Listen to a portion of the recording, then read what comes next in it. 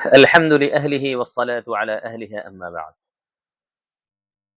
قرآن کریم میں اللہ تعالیٰ فرماتے ہیں ان الصلاة تنہی عن الفحشاء والمنکر، نماز فحش کاموں سے اور برے کاموں سے روکتی ہے۔ حضرت عبداللہ بن مسعود رضی اللہ عنہ بڑے جلیل القدر صحابی ہیں، انہوں نے نبی کریم صلی اللہ علیہ وسلم سے سوال کیا کہ سب سے افضل عمل کون ہے؟ نبی کریم صلی اللہ علیہ وسلم نے فرمایا کہ وقت پر نماز پڑھنا۔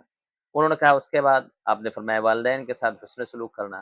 انہوں نے فرمایا اس کے بعد؟ آپ نے فرمایا اللہ کے راستے میں جنگ کرنا۔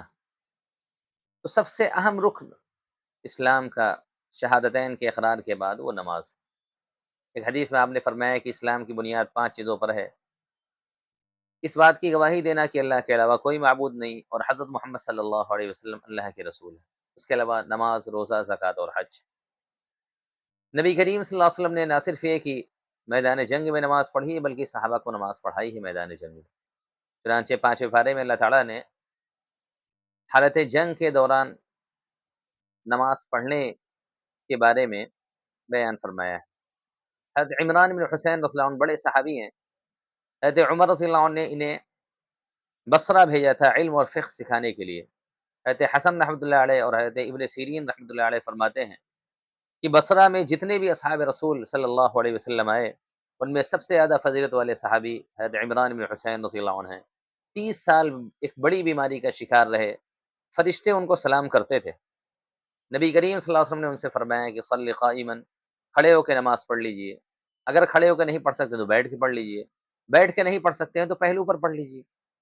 ایک روایت میں ہے کہ اگر یہ بھی نہ ہو تو پھر اشارے کے ساتھ نماز پڑھ لیجئے۔ لہذا جب تک انسان کی جان میں جان ہے، ہوش و حواس سلامت ہیں، نماز اس سے معاف نہیں ہو سکتی ہے۔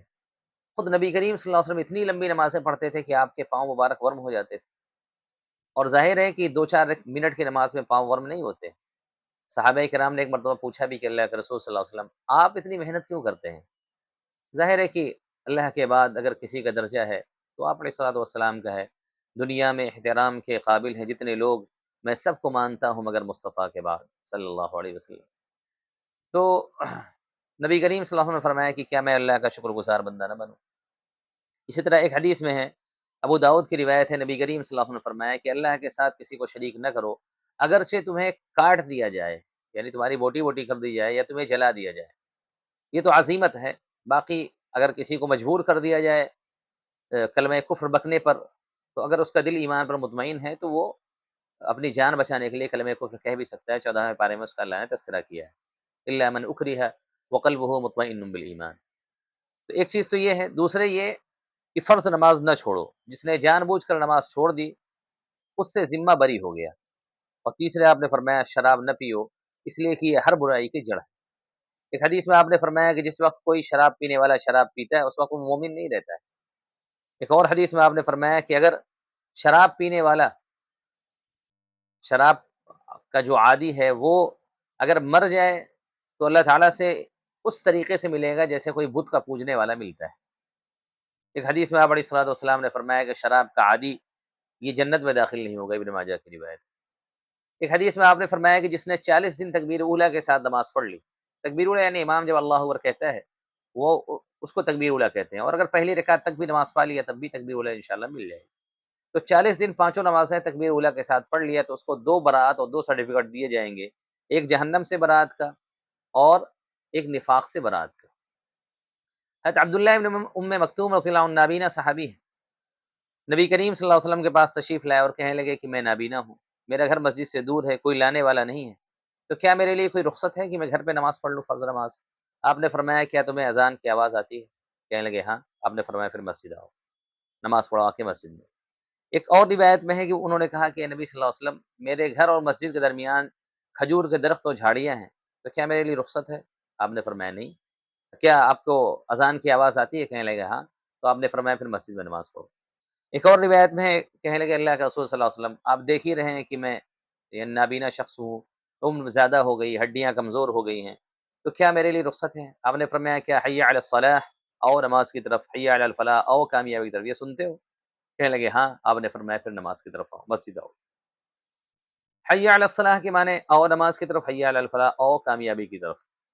یہ مؤذن روزانہ اللہ کی طرف سے بلاتا ہے، لہٰذا جس کو کامیابی چاہیے وہ نمازوں کا اہتمام کیا کرے۔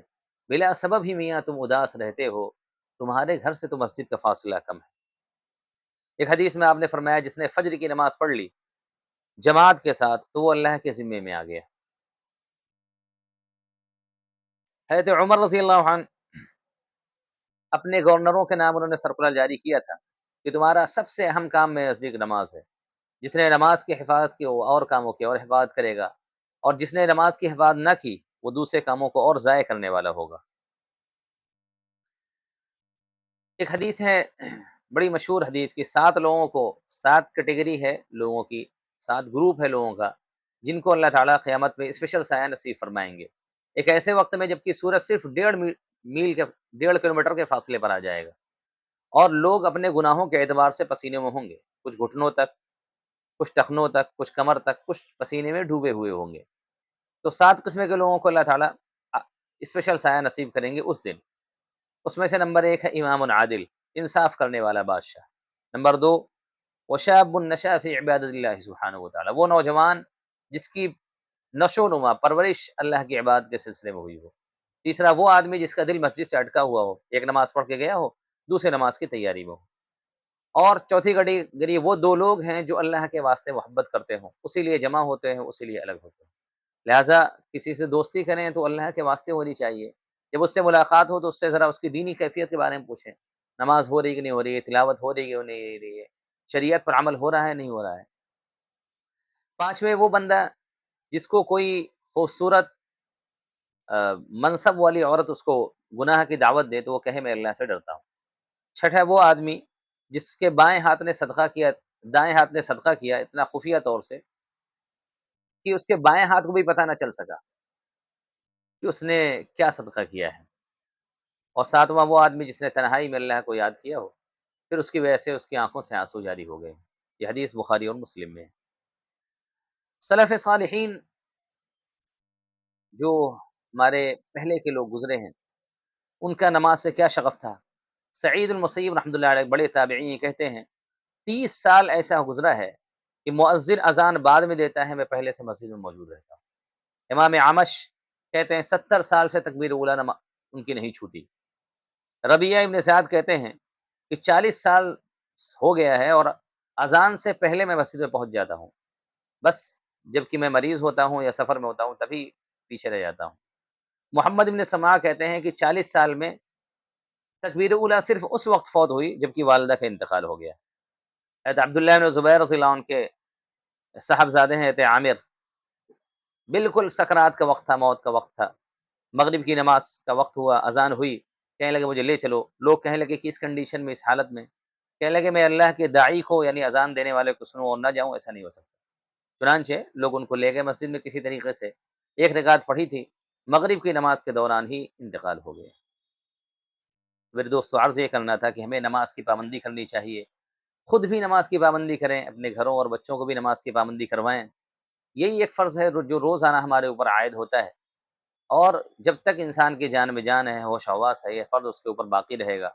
اور زندگی کا کیا پتہ، آج 13 جون ہے، کل 12 جون حادثہ ہوا، 242 لوگ فلائٹ میں تھے، احمد آباد سے فلائٹ لندن جا رہی تھی اور اڑتے ہی کریش ہو گئی، صرف ایک آدمی کے علاوہ کوئی نہیں بچا۔ ایک جھونکے میں سب کچھ بکھر جائے گا، زندگی کیا ہے تابش کفِ خاک ہے۔